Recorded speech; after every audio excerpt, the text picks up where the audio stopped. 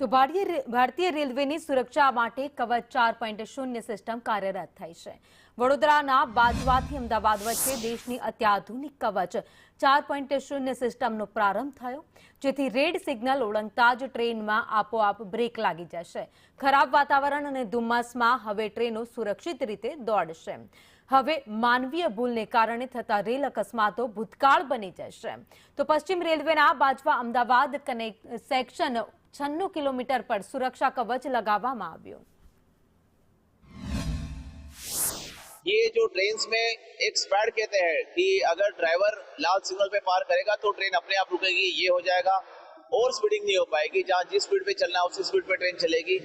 यही नहीं सिर्फ, बट दो ट्रेन एक दूसरे से टकराने का जो एक्सीडेंट्स पहले हुए वो पूरे एलिमिनेट हो जाएंगे। इसके साथ ही बाकी भी सुरक्षा के बहुत सारे जो पॉइंट्स हमारे होते हैं, टेक्निकल होते हैं, वो भी ये कवच प्रणाली कवर करेगी। तो ये आज पश्चिम रेलवे में पहला कवच